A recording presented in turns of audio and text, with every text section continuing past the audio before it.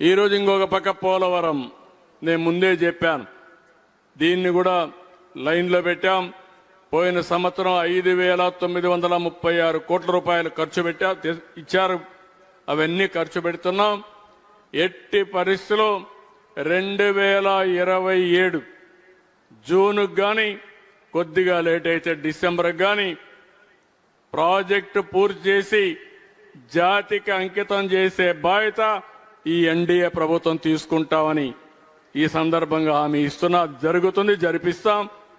అది జరిపించడమే కాకుండా పోలవరం బనకచెర్ల రాష్ట్రానికి, రాయలసీమకు గేమ్ చేంజర్గా అవుతుంది.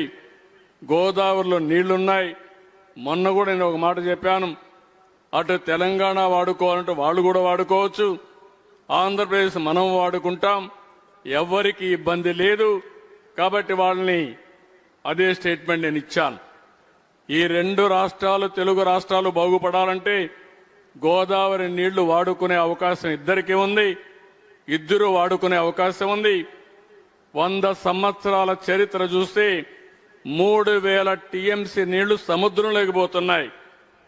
రెండు రాష్ట్ర ప్రభుత్వాలు వాడుకున్న ఒక 200 టీఎంసీ ఇక్కడ వాడినా, అక్కడ ఒక 200 టీఎంసీ వాడినా దానికంటే ఎక్కువ వాడుకునే అవకాశాలు లేవు.